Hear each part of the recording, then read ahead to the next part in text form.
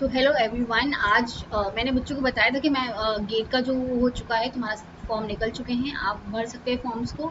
हम सिलेबस जान लेते हैं। नॉर्मली मैं बात करने वाली लाइफ साइंसेस की और इसी सिलेबस की बात नहीं करने वाली, लाइफ साइंसेस की बात करने वाली हूँ। तो जो भी बच्चे लाइफ साइंसेस के हैं उनके लिए यूज़फुल रहेगा ये वीडियो।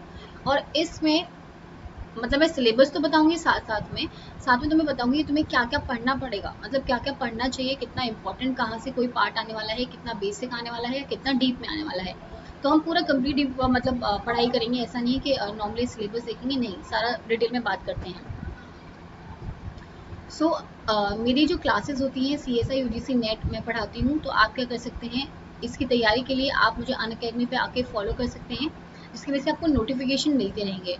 और अगर मैं CSI UGC नेट की बात करती हूँ तो गेट जो है वो इससे थोड़ा मतलब ज़्यादा टफ एग्ज़ाम नहीं आता है गेट का as compared to CSI UGC NET. क्योंकि जो गेट में जो सिलेबस है ना, वो तुम्हारा खाली लाइफ साइंसेस वाला चीज़ नहीं है, उसमें तुम्हारा बहुत सारे सब्जेक्ट्स आते हैं। ठीक है, ज़ूलॉजी हो गया जो तुम नॉर्मली CSI के लिए भी पढ़ते हो। अगर तुम्हारा बेसिक यहाँ से क्लियर है तो तुम्हारा ये एग्जाम भी क्लियर हो जाएगा। ज़ूलॉजी हो गया, बॉटनी हो गया, माइक्रोबायो हो गया। बस एक प्रॉब्लम कहाँ आती है कि जो केमिस्ट्री वाला जो तुम्हारा कंपलसरी वाला सब्जेक्ट है वहाँ थोड़ी प्रॉब्लम आ जाती है। वरना ये तो ईजी रहता है जैसे तुम्हारा CSI UGC नेट का होगा। तो जो CSI UGC नेट आता है वो थोड़ा टफ आता है, ये थोड़ा ईजी आता है उससे। अगर हम बात करते हैं CSI UGC नेट की, अगर आपको इसकी प्रिपरेशन करनी है, आप बहुत अच्छे से प्रिपरेशन करना चाहते हैं, आप सारा कोर्स कंप्लीट करना चाहते हैं और जो भी नोट्स हैं आपके PDF के फॉर्मेट अगर चाहते हैं, कोर्स जितना होता है 13 यूनिट्स का कोर्स होता है, इसमें सारी की सारी इंक्लूडेड होती हैं। तो क्या कर सकते हैं, आप प्लस पे ज्वाइन कर सकते हैं हमारे साथ। और प्लस में ज्वाइन करने के फ़ायदे ये होते हैं कि आप मॉक टेस्ट अच्छे से दे सकते हो, आप MCQs की प्रिपरेशन कर सकते हो, most expected questions, most important question सब कुछ कराया जाता है यहाँ पे। और यहाँ पे लाइव इंटरेक्शन होता है बच्चे का, और डाउट क्लासेस भी होती हैं। अगर किसी को डाउट होता है तो वो वाली क्लासेस भी होती हैं, आप वो भी ज्वाइन कर सकते हो। बेसिकली आपको प्लस पे फ़ायदा है बहुत ज़्यादा, तो आप इसको ज्वाइन कर सकते हो। आपको उसके लिए क्या करना पड़ेगा, आपको प्ले स्टोर पे जाना है। प्ले स्टोर पे जाने के बाद आपको अनअकैडमी ऐप को डाउनलोड करना है। जैसे आप डाउनलोड करेंगे, आपको यहाँ सब्सक्रिप्शन लेना है। बाय यहाँ पे सर्च इंजन में डालना है CSI UGC नेट, फिर सब्सक्रिप्शन लेना है। आप 6 मंथ्स का ले सकते हैं, आप 12 मंथ्स का ले सकते हैं, आप 24 मंथ्स का ले सकते हैं। मेरे अकॉर्डिंग 12 मंथ्स का बहुत ज़्यादा सूटेबल रहेगा, क्योंकि इतना अमाउंट नहीं देना है तुम्हें, अमाउंट सिर्फ बहुत कम है। और 12 मंथ्स में तुम्हारा सारा कोर्स भी कंप्लीट हो जाएगा, तुम्हारा रिवीजन हो जाएगा सारा का सारा, तुम्हारे नोट्स भी कंप्लीट हो जाएंगे, तुम्हारा नेट JRF तुम्हारा निकल जाएगा। तो क्या होता है कि 12 मंथ्स का आई थिंक बहुत सूटेबल रहता है। अगर कोई बच्चा अभी मास्टर्स के फर्स्ट ईयर में आया है और उसका गोल यही है कि PhD करनी है और नेट JRF निकालना है, तो उसको अभी से ले लेना चाहिए। आई थिंक उसके लिए बहुत बेटर रहेगा। जो नॉर्मली तुम्हें पेमेंट करनी होती है वो 11,000 की करनी होती है, लेकिन आप एक रेफरल कोड यूज़ कर सकते हैं। The referral code will be Kumkum 10। इसको यूज़ करने से आपको 10% इंस्टेंट ऑफ मिलता है। तो आपको रेफरल कोड यहाँ यूज़ करना है, आपको 10% ऑफ मिलेगा कुमकुम 10 अप्लाई करने से। आप अबाउट 10,395 आप पे कर सकते हैं फॉर 1 ईयर। 1 साल का अमाउंट है 10,000। So this is very very less. तो आप इसको देख सकते हो, अगर आपको करनी है आप प्रोसीड टू पेमेंट करोगे, आपको इंस्टेंट ऑफ मिलेगा। आप डेबिट कार्ड के थ्रू कर सकते हो, आप EMI के थ्रू कर सकते हो, जहाँ पे नो कॉस्ट EMI वाला ऑप्शन भी है। इसका मतलब होता है कि आपको कोई भी इंटरेस्ट नहीं देना है, आपको सिर्फ 10,000 की EMI देनी है। मतलब तुम 1,000 रुपये अगर पर मंथ भी देते हो तब भी तुम्हारा 11 में ख़त्म हो जाएगा, 11 महीने में ख़त्म हो जाएगा। तो आई थिंक ये वाला ऑप्शन भी है, UPI भी है, वॉलेट भी है, नेट बैंकिंग, आप कैसे पे कर सकते हैं, वो पे करने का कोई प्रॉब्लम नहीं है। आपको करना क्या है, आपको अनअकैडमी ऐप को डाउनलोड करना है, CSI UGC नेट मतलब सर्च इंजन में डालना है। आप सब्सक्रिप्शन ले सकते हैं by applying Kumkum 10 to get a 10% off. Yes, चलो अब बात कर लेते हैं गेट के सिलेबस की। तो अगर मैं पेपर सेक्शन की बात करती हूँ, आई थिंक बच्चों थोड़े अवेयर होंगे इस चीज़ के बारे में कि जो पहला जो सेक्शन होता है उसमें एप्टीट्यूड आता है। ठीक है, एप्टीट्यूड आता है। जो सेकेंड सेक्शन होता है उसमें केमिस्ट्री आती है। ठीक है, केमिस्ट्री आती है। एप्टीट्यूड जो होता है 15 मार्क्स का होता है, आई थिंक 15 मार्क्स का होता है। और जो मेरा एप्टीट्यूड जो केमिस्ट्री है वो होती है 25 मार्क्स की। तो कितना हो गया, 40 हो गया। और जो तुम्हारे सब्जेक्ट्स होते हैं, दो तुम्हें ऑप्शन सब्जेक्ट दिए जाते हैं कि तुम्हें दो चीज़ें चूज़ करनी है। एग्जाम के टाइम पे ही तुम चूज़ कर सकते हो, ऐसा कुछ नहीं है। तुम घर से प्रिपेयर करके जाओ, जैसे तुम जूलॉजी प्रिपेयर करके प्लस तुम बॉटनी प्रिपेयर कर गए, लेकिन तुम्हें पेपर में देख के पता चला कि नहीं मुझे माइक्रोबायो अच्छे से आ रही है, तो तुम वहाँ पे स्विच कर सकते हो, ऐसा कोई प्रॉब्लम नहीं है। तो तुम्हें अगर लग रहा है कि ज़ूलॉजी टफ है तो तुम माइक्रोबायो पे भी जा सकते हो। तो इन तुम पाँचों में से तुम्हें सिर्फ 2 चीज़ चूज़ करनी पड़ेंगी, 2 ऑप्शनल करने पड़ेंगे, और उनका जो मार्क्स होता है वो होता है 30, एक सब्जेक्ट का मार्क्स होता है। तो दोनों का कितना हो गया, 60 हो गया। तो टोटल कितना हो गया, 40 + 60 100 मार्क्स का पेपर हो गया तुम्हारा। तो तुम्हारा ये जो केमिस्ट्री है ये कंपलसरी होता है, ये सब में आएगा ही आएगा। लेकिन ये जो 5 सब्जेक्ट हैं तुम्हारे, इसमें से तुम 2 ऑप्शनल चूज कर सकते हो एग्जाम के टाइम पे ही, कि जो भी तुम्हें इजी लग रहा है तुम उसमें से चूज कर लो और तुम्हारा एग्जाम हो जाएगा। अब पढ़ते हैं कंपलसरी सब्जेक्ट के बारे में, जो है केमिस्ट्री। इसका सिलेबस के बारे में समझते हैं कि सिलेबस कैसे आता है। देखो, अगर मैं बात करती हूँ सिलेबस की, तो ये जो आता है तुम्हारा बहुत बेसिक लेवल का आता है, बेसिक लेवल का आता है। और तुम्हें भी पता होगा इस बार गेट का क्या कर दिया है, गेट का कर दिया, इसमें भी वीडियो बना चुकी हूँ एलिजिबिलिटी के ऊपर, तो तुम जाके देख लेना उस चीज़ को भी। और फिर भी बता देती हूँ, जो बीएससी थर्ड ईयर वाले बच्चे हैं, वो भी अब इस पेपर को दे सकते हैं। पहले सिर्फ क्या था कि जो मास्टर्स के तुम्हारे जो बच्चे कर रहे हैं वो दे पाते थे, लेकिन अब गेट जो है ग्रेजुएशन वाले बच्चे भी जो थर्ड ईयर में है वो भी दे सकते हैं। तो ये तुम्हारा एक नया चेंज आया है, बहुत ज़्यादा डिजास्टर चेंज है, इवन अच्छा है, पॉजिटिव चेंज है। तो तुम इसका फ़ायदा उठा सकते हो, जो भी ग्रेजुएशन में बच्चे हैं वो भी फिल कर सकते हैं। अब आते हैं केमिस्ट्री पे। अगर मैं केमिस्ट्री के पहले सेक्शन पे बात करती हूँ तो इसमें है एटॉमिक स्ट्रक्चर एंड पीरियोडिसिटी। अब इसमें देखो क्या क्या तुम्हें पढ़ना है, क्या इंपॉर्टेंट है इसमें से। तुम सिलेबस सारा देख रहे हो, पर मैं तुम्हें मेन चीज़ें बताऊंगी कि तुम्हें कहाँ से क्वेश्चंस आ सकते हैं। प्लैंक क्वांटम थ्योरी अगर आती है तो वेल एंड गुड, वरना इतने क्वेश्चन वेव पार्टिकल ड्युअलिटी, ये आ सकता है क्वेश्चन यहाँ से वेव पार्टिकल ड्युअलिटी से। Uncertainty principle, comparison between Bohr's model and quantum mechanical model of hydrogen atom. Difference नहीं आएगा लेकिन बोहर मॉडल के क्वेश्चंस आ जाएंगे, ठीक है, एक बार ये वाला भी पढ़ना पड़ेगा। Then is electronic configuration of atoms and ions, ये इंपॉर्टेंट है, इलेक्ट्रॉनिक कॉन्फ़िगरेशन तुम्हें आना चाहिए निकालना एटम्स और आयंस का, this is very important. Next is Hund's rule and Pauli's exclusion principle. अगर मैं बात करती हूँ Hund's rule and Pauli's exclusion principle की, this is very very much important, तुम्हें करके जाना, क्योंकि बहुत सिंपल क्वेश्चन आएगा, बहुत ज़्यादा सिंपल क्वेश्चन आएगा। अगर तुम्हारे पास, मैं तुम्हें बताती हूँ पढ़ना कहाँ से है, अगर तुम्हारे पास नीट की कोई बुक है, अगर तुमने कभी भी नीट के लिए प्रिपेयर करा हो या फिर कोई भी बुक ली हो पुराने ज़माने में, तो आप क्या कर सकते हैं, आप उसको निकाल लो बुक को, और नीट में जो भी केमिस्ट्री है ना इसके हिसाब से उसमें से पढ़ जाओ। आई थिंक वो इनफ होगा, तुम्हारा ज़्यादा पढ़ने की ज़रूरत नहीं है, ठीक है। Next is periodic table. अगर मैं पीरियोडिक टेबल की बात करती हूँ और पीरियोडिक प्रॉपर्टीज की बात करती हूँ, तो ये भी इंपॉर्टेंट पार्ट हो जाता है, जिससे तुम्हें आयनाइजेशन एनर्जी पता होनी चाहिए, किसकी ज़्यादा होती है, किसकी कम होती है। अगर मैं ग्रुप में बढ़ रही हूँ तो किसकी ज़्यादा होगी, अगर मैं पीरियड में बढ़ रही हूँ तो किसकी ज़्यादा होगी, तो ये चीज़ें पता होनी चाहिए। Next is electronic affinity. अगर मैं इलेक्ट्रॉनिक एफिनिटी की बात करती हूँ तो ये भी तुम्हें पता होना चाहिए किसकी एफिनिटी ज़्यादा होती है और इसकी एफिनिटी कम होती है, ये भी इंपॉर्टेंट है। इलेक्ट्रोनेगेटिविटी, जैसे अगर मैं बात करती हूँ हेलोजेंस की, तो उनकी ज़्यादा होती है एज कम्पेयर टू, तो हाइड्रोजन को मैं देखूंगी, तो ये भी तुम्हें पता होना चाहिए। एंड एटॉमिक साइज भी पता होना चाहिए कि पीरियड्स में क्या होगा, तुम्हारे ग्रुप में क्या होगा, ये सब चीज़ें पता होनी चाहिए। तो यहाँ से ये चीज़ें पढ़नी है, ठीक है, ये वाला इंपॉर्टेंट है।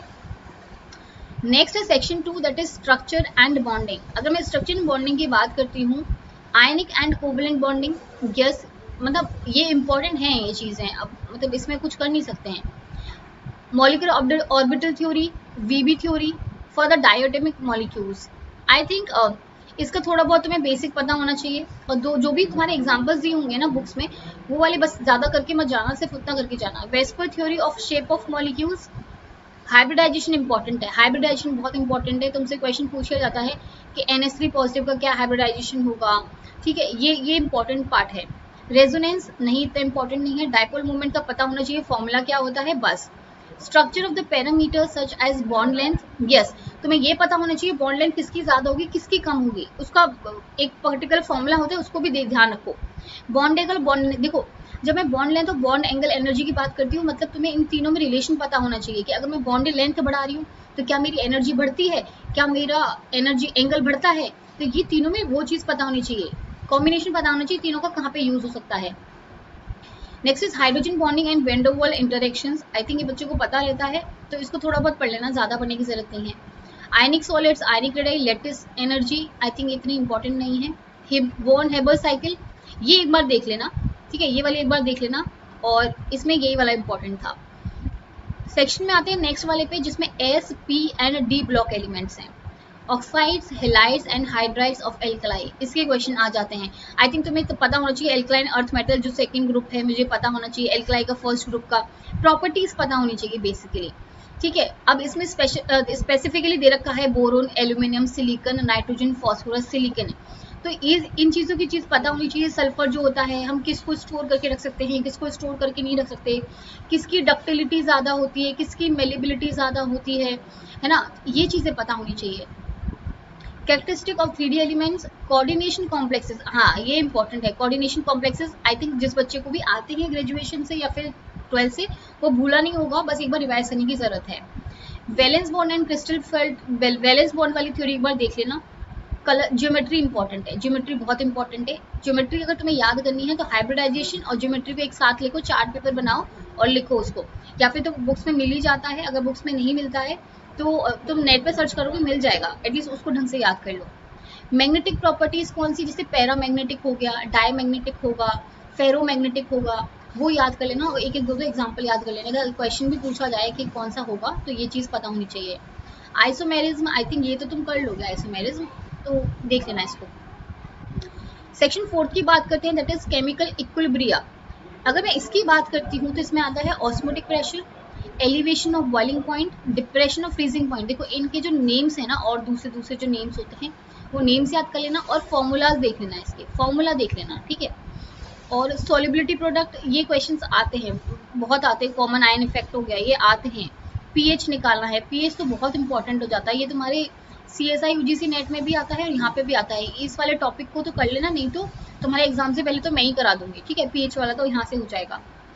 इक्विलिब्रियम कांस्टेंट, ये भी क्वेश्चंस आते हैं, ठीक है। तो यहाँ से क्वेश्चन आते हैं काफ़ी, वो डिपेंड करता है कि तुम्हारा, लेकिन ज़्यादा टफ लेवल नहीं आता है, मैं टेलिंग यू, ज़्यादा टफ लेवल नहीं आता है, बहुत बेसिक लेवल आता है।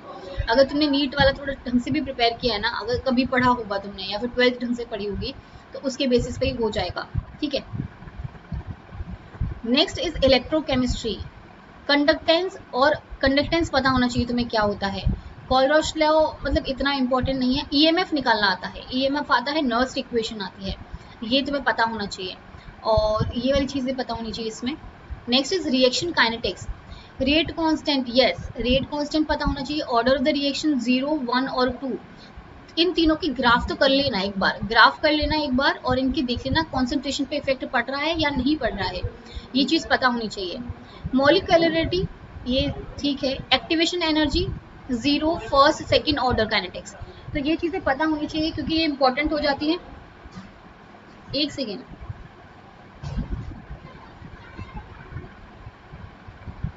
ठीक है, ये चीज़ें पता होनी चाहिए।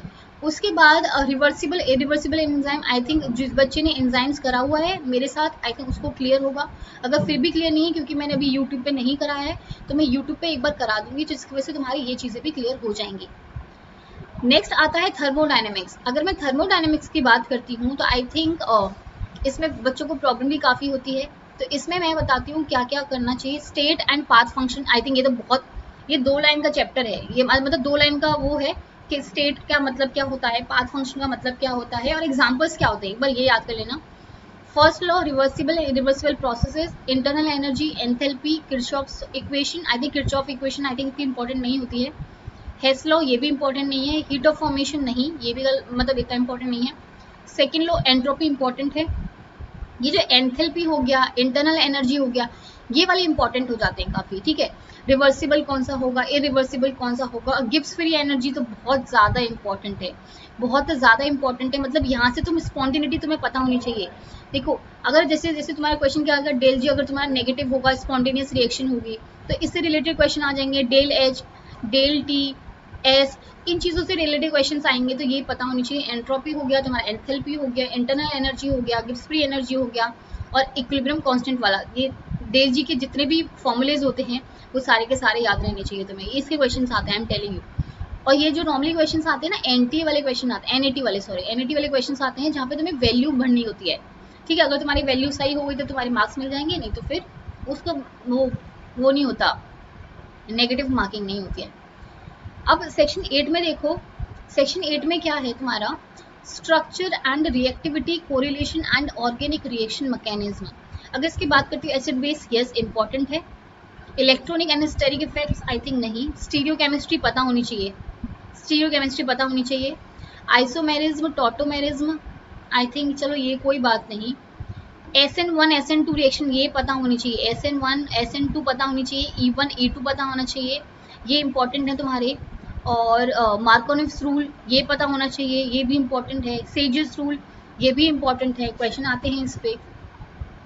और elementary hydroboration reaction, Grignard reagent, I think जो भी तुमने 12th क्लास में थोड़ा बहुत भी नीट के लिए प्रिपेयर कराया ना, आई थिंक वो इनफ है तुम्हारा ग्रिग्नार्ड रिएजेंट के लिए। और एरोमेटिक पता है क्या इसमें क्या होगा, जो तुम्हें अगर नहीं भी आता है ना, तो तुमने थोड़ा बहुत भी अगर अच्छे से पढ़ा होगा ना, तो तुम्हें एग्जाम के टाइम पे याद आ जाएगा। अगर नहीं आता, एक बार तुम ये सारी चीज़ें एक बार टॉपिक देख के ज़रूर जाना, ये सारे के सारे टॉपिक देख के जाना। अगर तुम्हें प्रॉपर कहीं मिल जाते हैं तो अगर कुछ भी प्रॉब्लम आती है तो तुम कहीं से सर्च कर लो, या फिर अगर मुझे बता दोगे तो मैं केमिस्ट्री नहीं पढ़ा सकती, I know, but I try.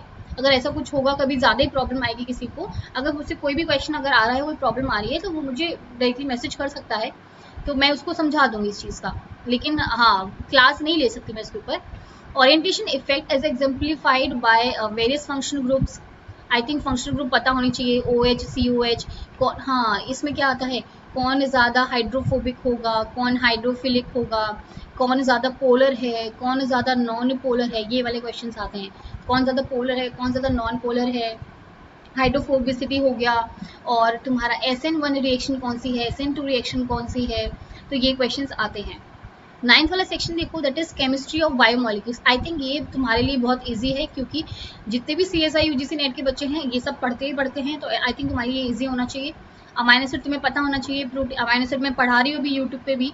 Protein तुम्हें पता होना चाहिए, न्यूक्लिक एसिड, न्यूक्लियोटाइड आई थिंक ये पता रहता है। पेप्टाइड सीक्वेंसिंग में केमिकल मेथड्स ये भी तुम्हें पता होना चाहिए।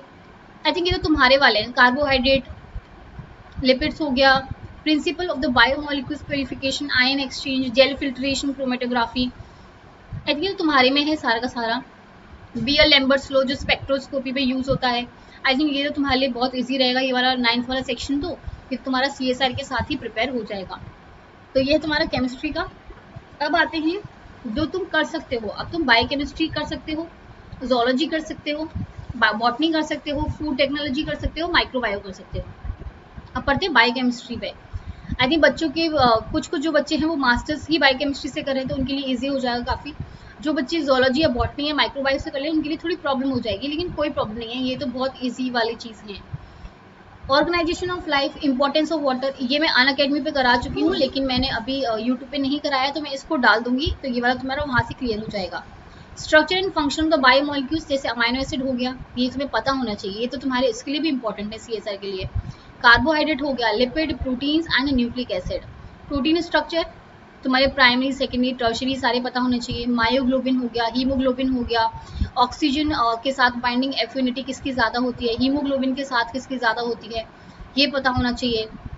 लाइसोजाइम एंजाइम हो गया, राइबोन्यूक्लियस ए हो गया, कार्बोक्सीपेप्टिडिन, काइमोट्रिप्सिन, ये एंजाइम्स हो गई। ये सारा इंपॉर्टेंट है और तुम्हारे उसमें भी काम आएगा, तो ये तो पढ़ ही लेना सारा का सारा, ये तो तुम्हारे हो ही जाएगी CSI नेट के साथ ही तैयारी। सेक्शन 2 देखो, एंजाइम काइनेटिक्स, ये मैं तुम्हें बता चुकी हूँ। रेगुलेशन, इनिबिशन, वाइटामिन में करा चुकी हूँ, कोएंजाइम्स। ये जो मेरे टॉपिक्स हैं ये मेरे यहाँ नहीं हुए हैं यूट्यूब पे, तो मैं यूट्यूब पे भी डाल दूंगी ये वाले टॉपिक्स, तो डोंट वरी। बायो एनर्जेटिक्स हो गया, मेटाबॉलिज्म हो गया, generation and utilisation of ATP हो गया, metabolic pathways and their regulations, glycolysis हो गया, TACA साइकिल हो गया, आई थिंक ये तो सब तुम्हें पता होना चाहिए।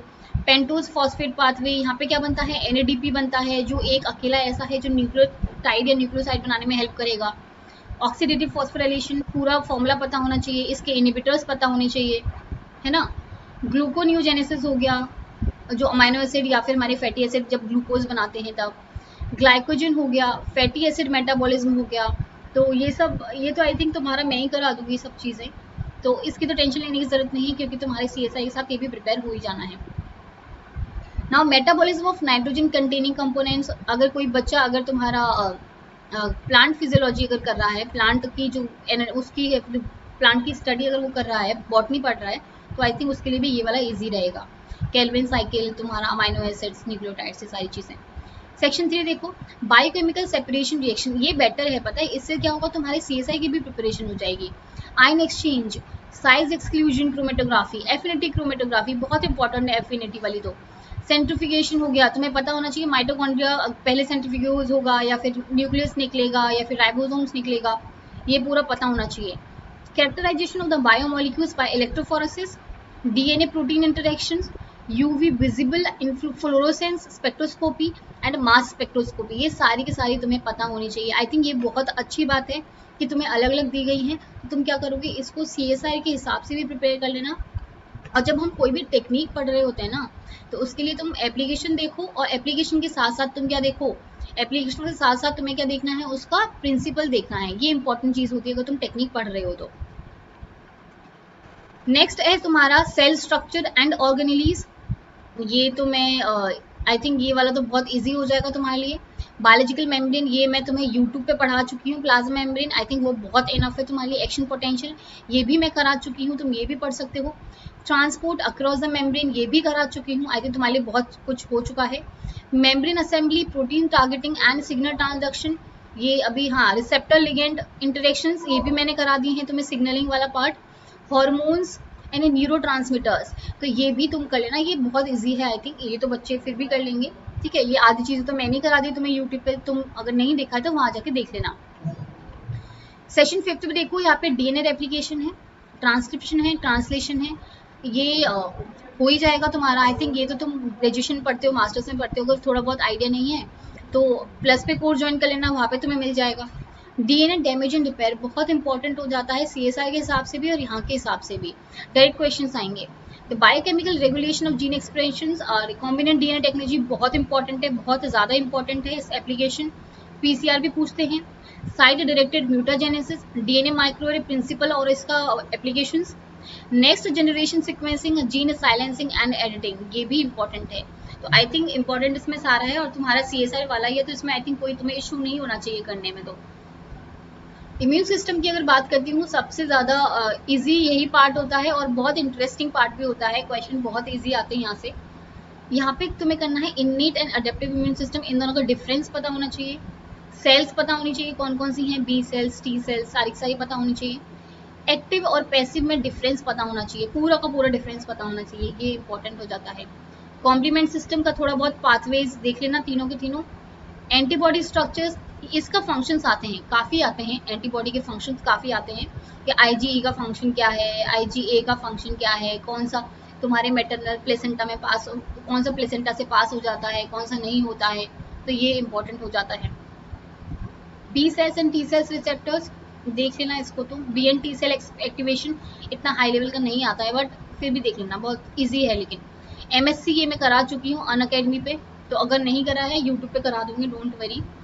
Immunological techniques and immunodiffusion, immunoelectrophoresis, RIA, ELISA and flow cytometry, monoclonal antibodies and their application. Monoclonal तो बहुत आता है तुम्हारा, CSI में भी आता है और कहीं और भी आता है, जैसे गेट में भी आता है, तो ये भी कर लेना। फ्लो साइटोमेट्री का पता होना चाहिए, सेल को सॉर्टिंग करने के लिए जब यूज करा जाता है, फ्लो साइटोमेट्री यूज करा जाता है।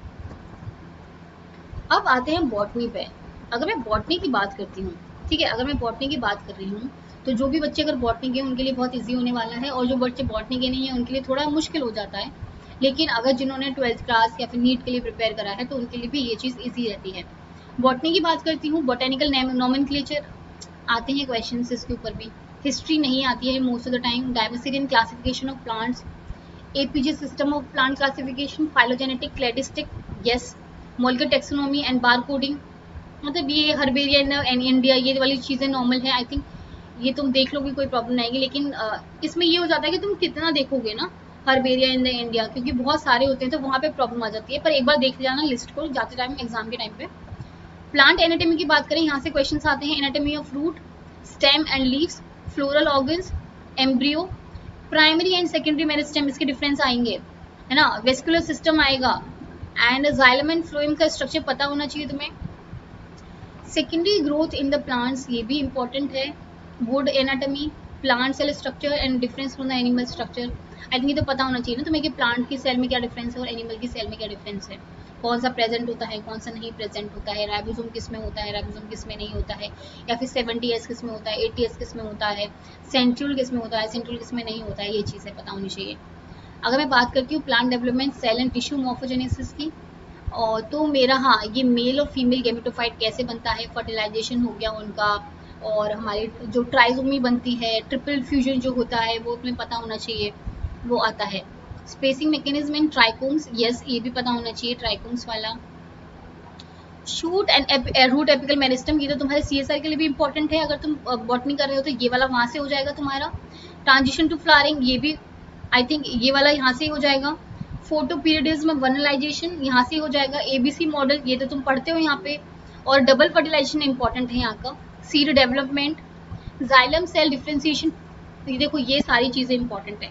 फोटोमॉर्फोजेनेसिस हो गया तुम्हारा, फाइटो, ये तो CSI के लिए भी इंपॉर्टेंट, इतना ज़्यादा इंपॉर्टेंट है ना, आई एम टेलिंग यू कि यहाँ से आते ही आते हैं। क्रिप्टोक्रोम हो गया, फोटोट्रोपिन हो गया, role of auxin, cytokinin, gibberellins, brassinosteroids, सारे के सारे हार्मोन्स पता होने चाहिए। ये तो बहुत इंपॉर्टेंट यूनिट है तुम्हारी, तो आई थिंक यहाँ से भी आता ही होगा 50% तो।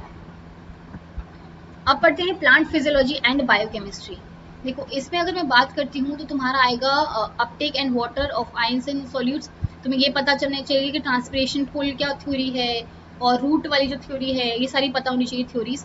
एपोप्लास्टिक एंड सिम्प्लास्टिक, ये तुम्हारे CSR के लिए भी इंपॉर्टेंट है, यहाँ पे भी इंपॉर्टेंट है। स्टोमेटल मूवमेंट, मतलब ओपनिंग कब होगी क्लोजिंग कब होगी, nitrogen metabolism, photosynthesis, C3 C4 CAM plants, ये तो तुम्हारा सारा का सारा CSR वाला ही है। फोटो रेस्पिरेशन हो गया, ग्लाइकोलिसिस तुम ऑलरेडी उसमें कर चुके हो, TCA कर चुके हो, ETC कर चुके हो, तो इतना इंपॉर्टेंट वो नहीं होगा, मतलब डबल डबल नहीं करना पड़ेगा।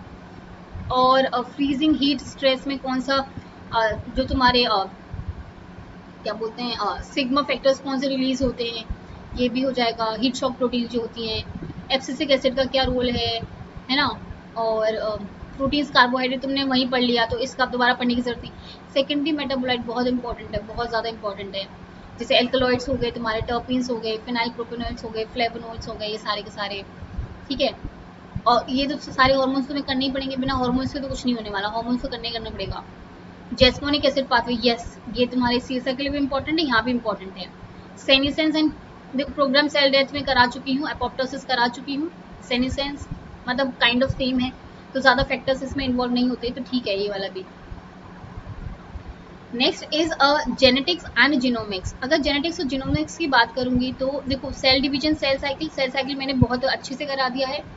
Mendeley inheritance, linkage, recombination, genetic mapping, extra chromosomal inheritance और एपिजेनेटिक फिनोमेना, ठीक है। MIRNA SIRNA में करा चुकी हूँ।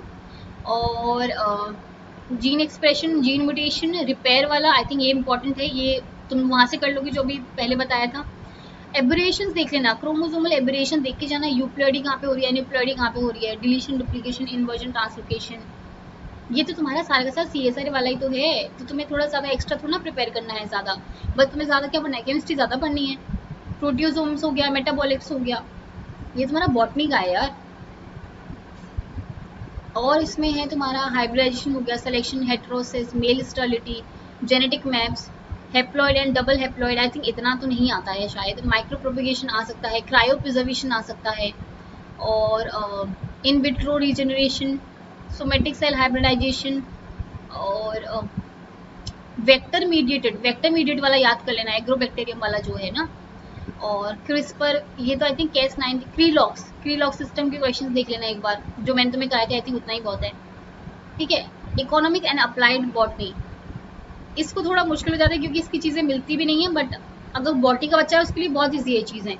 सीरियल्स हो गए, पल्सेस हो गए, प्लांट यील्डिंग फाइबर्स हो गए, sugar, beverages, oils, major Indian cash crops कौन कौन सी हैं, आई थिंक उसके लिए ज़्यादा इंपॉर्टेंट होगा। तुम बीटी कॉटन एक बार पढ़ के जाना, बीटी ब्रिंजल पढ़ के जाना कि कौन सा पैथोजन जो है इनको इफेक्ट कर सकता है। जैसे क्राई प्रोटीन वाला होता है ना, क्राई प्रोटीन, क्राई 1, क्राई 2 वाला, कि बुल वॉर्म्स को हटा सकते हैं या फिर किसको हटा सकते हैं, तो ये वाला देख के जाना एक बार, है ना।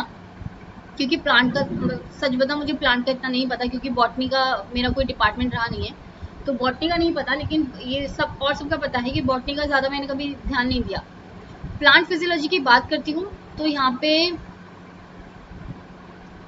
आई थिंक इम्पॉर्टेंट क्रॉप्स होगी जो फंजाई कौन सी फैक्टर, निमेटोड जैसे हो गया हमारा, मेलिग्डोनाइड इनकॉग्निटा जो होता है, ठीक है, जो रूट नॉट डिजीज कर देता है, जैसे वो हो गया। वायरसेस में होती हैं है ना, एक को बोलते हैं प्रायंस और एक को बोलते हैं विरोइड्स, तो जो होते हैं यहाँ पे विरोइड्स काम करते हैं, तो ये चीजें पता होनी चाहिए तुम्हें। पार्थेनोजेनेसिस हो गया तुम्हारा, systemic and induce systemic resistance हो गया जो तुम्हारा सार से बनता है, ठीक है, ये चीजें पता होनी चाहिए। सिग्नलिंग पाथवे पता होने चाहिए, जेस्मोनिक एसिड पाथवे का, सेलिसाइक्लिक एसिड का, और प्लांट हर्बीवोर इंटरेक्शन इंपॉर्टेंट है, और पैरासिटिक इंटरेक्शन कस्किटा वाला पढ़ के जाना एक बार, ठीक है, ये चीजें इंपॉर्टेंट हो जाती है। इकोलॉजी की बात करते हैं, चलो ये तो अपना वाला पार्ट आ गया। इकोलॉजिकल सक्सेशन पता होना चाहिए, कौन इसको इन्वेट करता है, कौन सीरियल पूरा पूरा पता होना चाहिए सक्सेशन वाला। फूड वेब्स आई थिंक ये तुम कर लोगे अच्छे से। एंड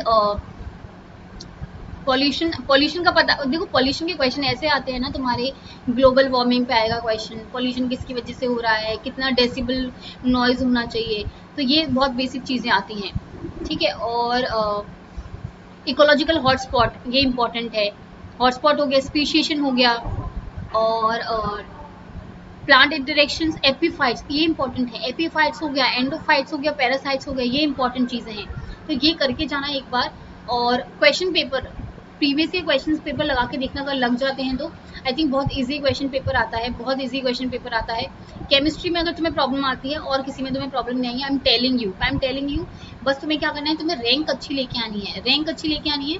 जो भी लाइफ साइंसेज का बच्चा है और जो CSI नेट के लिए प्रिपेयर कर रहा है, मुझे नहीं लगता कि वो इस पेपर को क्लियर नहीं कर पाएगा, वो पेपर को क्लियर करेगा। बस तुम्हें रैंक के लिए थोड़ी अच्छी प्रिपरेशन करनी पड़ेगी, रैंक अच्छी लानी है तो उसके लिए थोड़ी प्रिपरेशन ज़्यादा करनी पड़ सकती है। नेक्स्ट है माइक्रोबायोलॉजी। अगर माइक्रोबायोलॉजी की पता है, इतनी माइक्रोबायो इजी आती है, जब मैंने फर्स्ट अटेम्प्ट दिया था अपना, आई थिंक मास्टर्स की फर्स्ट ईयर सेकेंड ईयर में थी मैं, तब मैंने इसका फर्स्ट अटेम्प्ट दिया था, सेकेंड ईयर में थी क्योंकि फेब में एग्जाम होता है ना, हाँ सेकेंड सेमेस्टर में थी मैं उस टाइम पे। सेकेंड सेमेस्टर में आने के बाद जब मैंने एग्जाम दिया था तो मैं सोच के गई थी कि बॉटनी करूँगी या फिर बायोकेमिस्ट्री करूँगी और जोलॉजी करूँगी, क्योंकि माइक्रोबायोलॉजी का मेरा कोई फोटे नहीं था। लेकिन जब मैंने पेपर देखा ना, मैंने जोलॉजी तो करा ही क्योंकि तो मेरा था ही। माइक्रोबायो पे मैंने मतलब क्वेश्चन पहले ना मैं बॉटनी के क्वेश्चन सॉल्व करी थी, या फिर पता नहीं बायोकेमिस्ट्री क्वेश्चन पेपर सॉल्व करी थी। उसके बाद मैंने सोचा कि चलो एक बार देख लेती हूँ किस का पेपर कैसा है। जब मैंने माइक्रोबायो के क्वेश्चन देखे ना, यकीन नहीं करोगे, मैंने बिल्कुल नहीं पढ़ के गई थी मैं किसी चीज़ के लिए भी, और मैंने माइक्रोबायो के क्वेश्चंस करे सारे के सारे, मतलब मुझे इतने क्वेश्चन आते थे और मेरी अंडर 500 रैंक आई थी, अंडर 500 मेरी रैंक आ गई थी फर्स्ट अटेम्प्ट पे, जबकि मैंने कुछ भी नहीं पढ़ा था इससे रिलेटेड, मुझे कुछ नहीं पता था क्या होता है। इवन CSIR का भी मैंने थर्ड सेमेस्टर में आके पढ़ा, जहाँ पे मेरा क्लियर हो गया था। तो ये इतना इजी पेपर आता है कि तुम इसको बहुत अच्छे से क्लियर कर सकते हो, बहुत अच्छी रैंक आ सकती है अगर तुमने थोड़ी सी भी मेहनत कर ली ना इसके अकॉर्डिंग, इस पेपर के अकॉर्डिंग, तो बहुत अच्छी रैंक आ सकती है। और अच्छी खासी IIT में अगर तुम्हें PhD करने को मिल रहा है तो तुम क्यों किसी कॉलेज में जाके PhD करने जा रहे हो ना। IIT का टैग ही ना बहुत बड़ा टैग मिल जाता है तुम्हें, तुम कहीं भी जॉब ले सकते हो अगर IIT का टैग तुम्हारे पास लगा हुआ है तो। चलो माइक्रोबायोलॉजी देख लेते हैं, इसमें क्या क्या आ सकता है। इसमें देखो role of microorganism, I think ये तो बहुत बेसिक हो जाता है अगर तुम्हें आते हैं, क्योंकि तुम बहुत सारे माइक्रो ऑर्गेनिज्म जो होता है अपने पढ़ाई में भी पढ़ते हो, तो वो तुम्हें आते हैं तो आते हैं, वरना नहीं आता तो फिर नहीं कुछ कर सकते हो। तो ये तो तुम्हें आते हैं, अगर तुम्हें कहीं भी इसकी लिस्ट मिल जाती है या फिर पूरा वो मिल जाती है तो उसके बाद देख लेना एक बार। Next is methods in biology. अगर मैं मेथड्स इन बायोलॉजी की बात करती हूँ तो यहाँ पे एनरिचमेंट कल्चर हो गया तुम्हारा, ठीक है, या फिर एंटीजन एंटीबॉडी डिटेक्शन मेथड्स हो गए, या फिर फ्लोरेसेंस, आई थिंक तुम इसको कर लोगे क्योंकि तुम उसमें भी पढ़ते हो अपना। PCR तुमने यहाँ पे भी पढ़ा, यहाँ पे भी पढ़ा, तो कोई डिफरेंस नहीं है, यहाँ पे सब सेम है। बैक्टीरिया आर्के, ये इंपॉर्टेंट टॉपिक है। ग्राम पॉजिटिव बैक्टीरिया पता होना चाहिए, ग्राम नेगेटिव बैक्टीरिया पता होना चाहिए, उनकी जो प्लाज्मा मेम्ब्रेन है कैसे बनी हुई है वो पता होना चाहिए। मैं पेनिसिलिन डालूंगी तो कौन सी क्या हो जाएगा, और तुम्हें स्टेनिंग मेथड आना चाहिए सबका, ठीक है।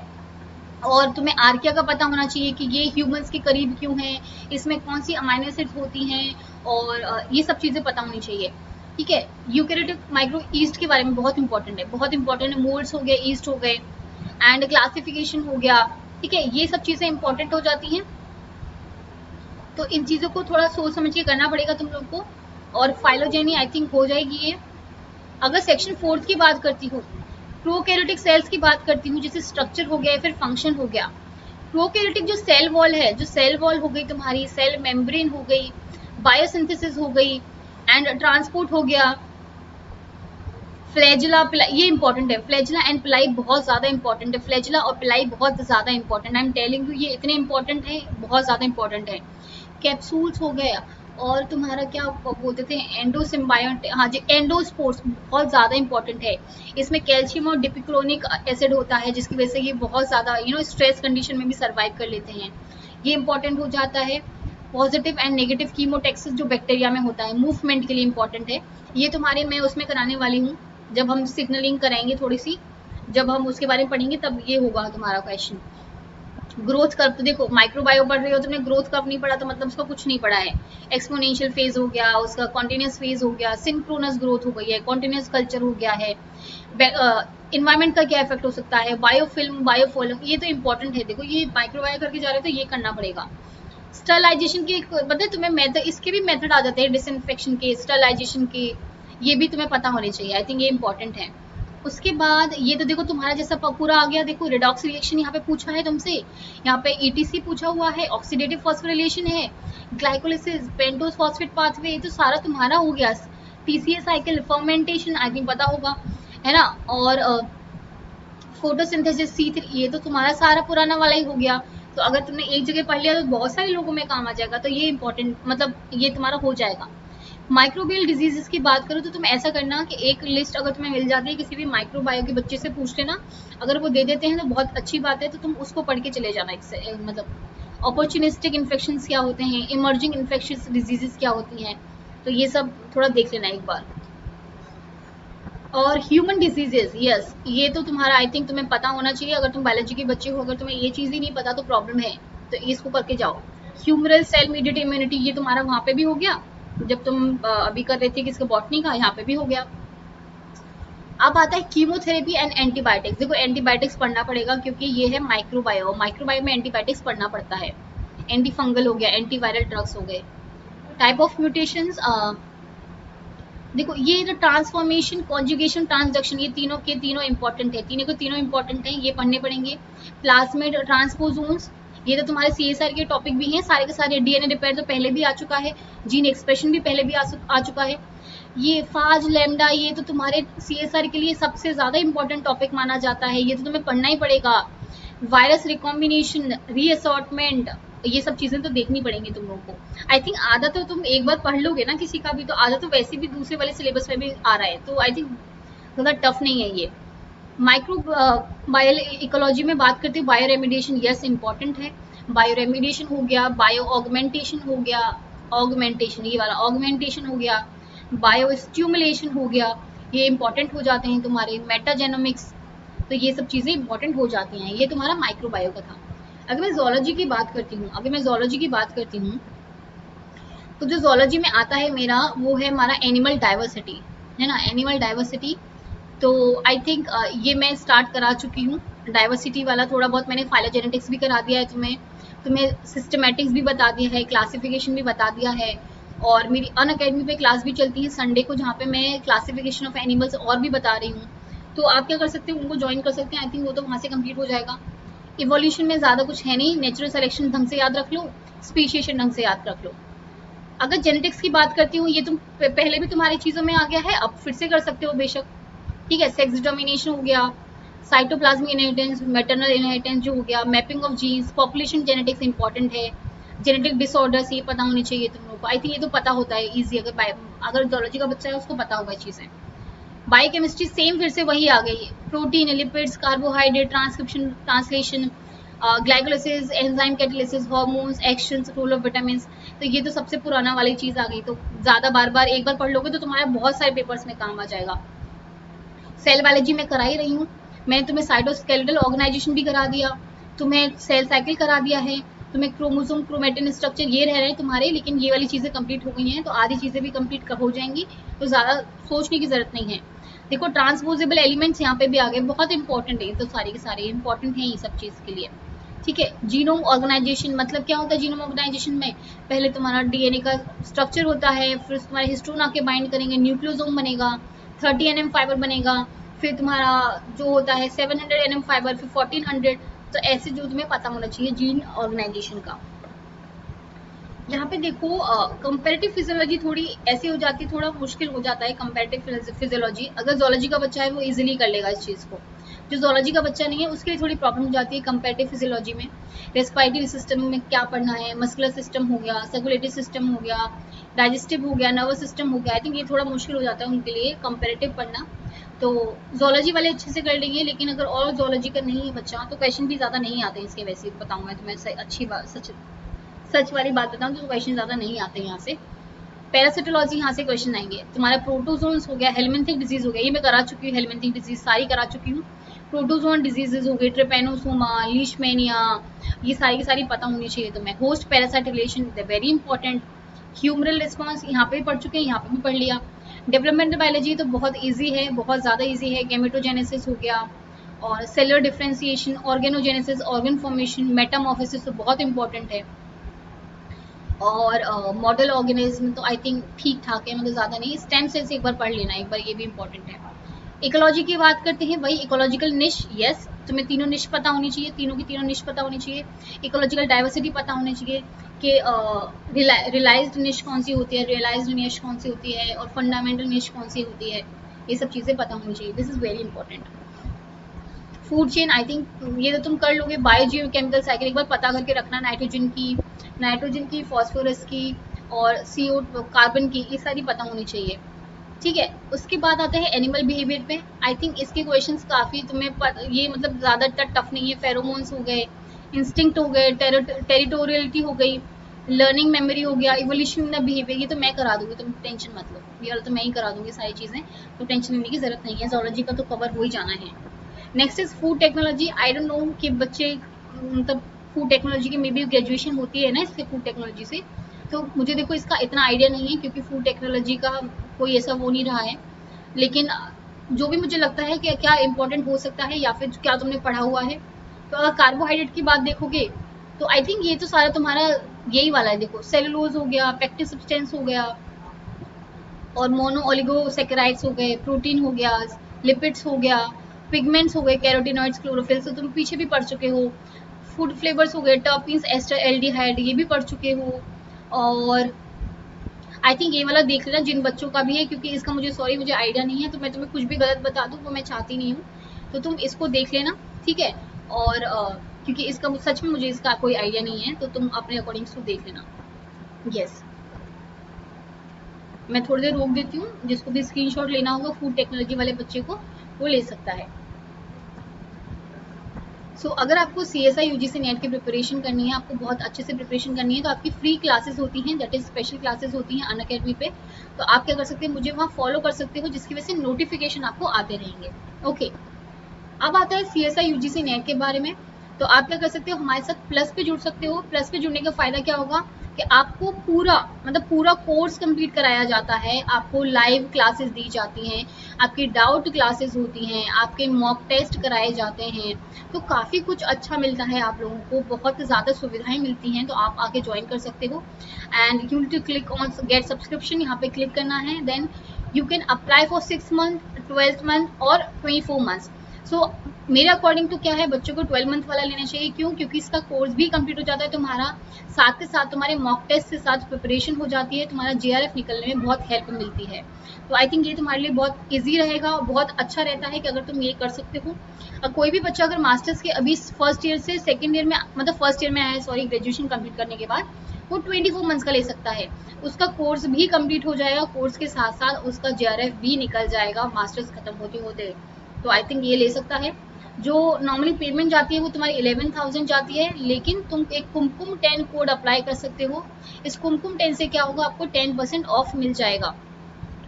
अबाउट 10,395 आपको पे करना पड़ेगा फॉर 1 ईयर, ठीक है, 1 साल के लिए, एंड देन करना है प्रोसीड टू पेमेंट। आपको 10% ऑफ मिल जाएगा कुमकुम 10 के बाद। आप क्या कर सकते हैं, आप डेबिट कार्ड की कर सकते हैं, आप EMI, इसमें नो कॉस्ट EMI वाला ऑप्शन नहीं है, मतलब कोई भी इंटरेस्ट नहीं जाता है। UPI के थ्रू कर सकते हो, वॉलेट के थ्रू कर सकते हो, नेट बैंकिंग के थ्रू कर सकते हो। आपको करना क्या है, अनअकैडमी पे जाना है, CSI UGC नेट को सर्च करना है, सब्सक्रिप्शन लेना है by applying a Kumkum 10 to get a 10% off. So thank you so much for watching this video.